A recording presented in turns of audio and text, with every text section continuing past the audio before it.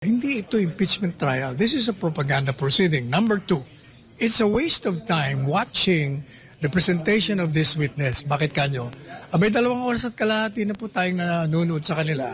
Unang-una, ano ba ang testimonya ng testigo? Ano bang pinapatunayan ito? Pinapatunayan niya lang na nagsalita at ino-authentic niya na ito yung video. Ano ngayon? Ang pinag-uusapan yung bang mga pahayag niya, isang krimen, isang impeachable offense or hindi. So useless. Sinayang mo lang ang oras ng bansa at ng court at ng lahat ng mga taong nanonood for a useless witness. It doesn't prove anything.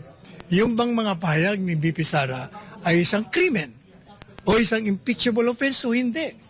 So anong makukuha mo sa pagpresenta? Hindi naman kinokontra yun eh.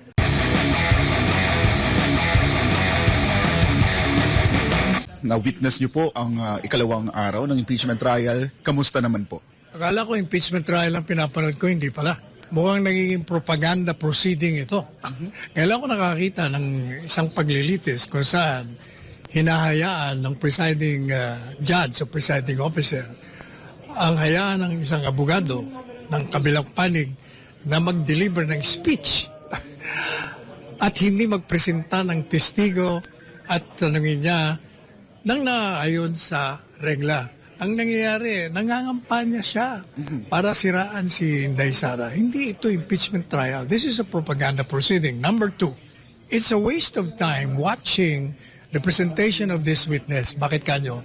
Abay, 2 oras at kalahati na po tayong nanonood sa kanila.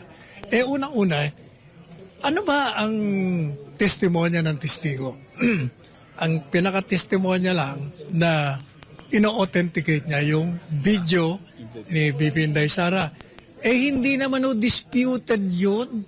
Hindi naman itinatanggi na nagsalita si BP Sara. Ang tanong lamang, yung bang mga pahayag ni BP Sara ay isang krimen o isang impeachable offense o hindi.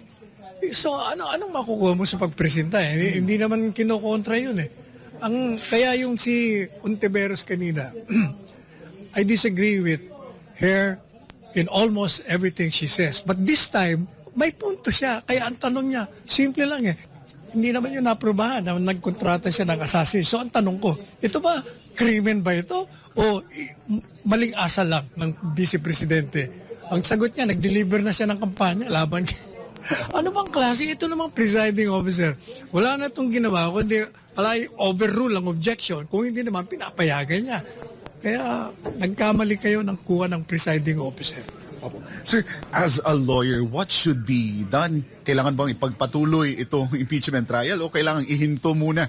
At sa tingin ninyo, sa pakikinig po ko po sa inyo, ay kailangan bang palitan ang presiding officer? Unang-una, dapat talaga hindi nila pinalitan kasi constitutionally infirm yung pagpalit. Maliwanag ang saligang batas na ang Senate President ang presiding officer. Bakit ganyo? Ang Senado ang impeachment court. Sino ba ang presiding officer ng Senado? O edi yung Senate President. Also, necessarily, ang presiding officer ng impeachment court, di dapat yung Senate President. Kaya nga nakalagay sa batasyon ang Senado, ang impeachment court. Ngayon, sinasabi nila, wala naman sinasabi doon na yung Senate President ang magiging presiding officer ng impeachment court. Ang sinasabi lang doon, na pag ang presidente ang nililitis, ang Chief Justice, hindi ko maintindihan, napakasimple lang o, sintido common lang. Kaya nga sinabi yon kasi yon ang exception to the rule. The general rule is, since that is an impeachment court, and the Senate is the impeachment court, and the Senate President is the presiding officer of the Senate, not necessarily siya rin ang presiding officer ng impeachment court. Madali sabi, as a general rule, lahat na impeachment ng impeachable officer sa BC ay sa Senate President. Siya ang exception lang doon kung presidente. In fact, yung rules ng yung rules nga ng Senado, ginaya yung konstitusyon. Okay? Binago nila, mali pa ang pagbabago kasi hindi nila sinunod yung rules nila. Pangalawa, walang quorum nung inamyenda nila. Bakit walang quorum? 12 lang sila, 13. Isa pa. maliwanag yung batas. Ngayon, kung medyo nalalabuan ka, ang sinasabi ng jurisprudence at ng regla, kung nalalabuan ka sa lingwahe ng batas, pumunta ka doon sa intensyon ng mga gumuhit ng saligang batas. Ipinakita na nga kahapon na yung deliberation, nagpatotoo na talagang ang Senate President ang presiding officer sa lahat ng impeachment trial, kung hindi ang Presidente. Ang nililitis, ano pa bang gusto nyo? Ganun lang kasimple. Ngayon, hindi pa sila tapos, ng direct. Sabi ko nga, it's a useless. Kasi, ba't ka magpipresenta ng isang testigo at ng ebidensya na hindi naman dinidispute ng kalaban mo? Nagwe-waste ka lang time. Kaya kung ako abogado, pagkatapos po ng direct examination, sabi ko sa court, no cross-examination. Sir, buwi na tayo. Attorney, marami ang nagtaas kilay dahil parang nang nangyari, nandun lang po sa tabi si Senator Win Gatchalian habang nagpe-preside si Senator Cheese Escudero. Your comment on that? Hindi, alam mo, nung si Presidente Estrada ang ini-impeach, hindi ba ang Senate President si Enrile? At si Chief Justice naman ang presiding officer. Dahil Senate President siya, dapat talaga siya katabi. Okay lang yung nakatabi, pero kontra pa rin ako na ang nagpipreside, yung kasama niya sa majority na labag sa saligang batas. Sir, on the VP's non-attendance naman, marami ang nagsasabi sa mga kritiko. Opo, nagpunta siya dito, pero hindi siya nag-attend sa impeachment trial. At sinabi nga ng mga kritiko ng VP Sara na ito ay pagtakas sa accountability. Your statement on this? Jesus Maria Jose, paano magiging pagtakas yun? Unang-una, sabi ng saligang batas, ipinagpapalagay ang lahat ng akusado at respondent, whether impeachment trial yan or sa isang hukuman, ang akusado ay pinagpapalagay na inosente. Pangalawa, hindi siya kailangan magpakita rito, hindi niya kailangan in fact magbigay ng ebidensya. Kasi sa saling batas, sinasabi kung ikaw nag-akusa, ikaw ang magpatunay. So kung hindi mo mapapatunayan, bakit naman ako magpapatunay? Ikaw nag-aakusa sa akin. Kaya hindi siya dapat pumunta rito.